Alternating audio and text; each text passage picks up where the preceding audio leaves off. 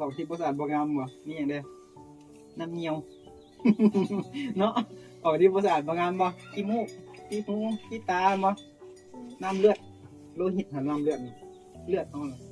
เวลาเหยียบแก้วอย่างมันไหลออกมาบ่มันบางงามบ่ขี้มูกขี้หูขี้ตาน้ำเลือดน้ำหนองอันนั้นล่ะเขาเรียกว่าอสุจินะน้ำเงี้ยวกันล่ะ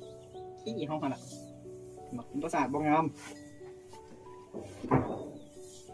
ทำเข้าแล้วนั่นอิมังกายกรรมัตตนังก็พิจารณาให้เป็นกรรมฐานให้ยังกรรมฐานการงานการกระทำทางใดกระทำทางธรรมทางโลกหรือเปล่าทำแต่ไหว้พระสวดมนต์เดินจงกรมนั่งสมาธิอันนั้นทางธรรมทางโลกดิอยากได้อยากดีมีเป็นอะไรทางโลกกันบ่อยากเด่นอยากดังเห็นด้วยตัวร่างสักการะกันบ่อย่างสันยอสันสารเสด็จเกิดขึ้นทางโลกแม่สิเรียนแปลแต่อันบ่โอ้ที่ไปเฮ็ดเรียกแล้วเถอะเรียนแต่อันน้ำมนต์น้ำมันน้ำครูบาอาจารย์บ่น้ำมนต์เอามาพดอย่างน้ำมนต์บ่น้ำมันก็เอาไว้สลามอนละเอาไว้ตอนจูดบ่น้ำมันบ่น้ำมันสลามอนละแล้วเมื่อแล้วเพิ่นเอาไปเพิ่นเอาน้ำมันนั่นถูกต้องตรงนั้นแต่ว่าน้ำมนต์นี่บ่มีเนาะ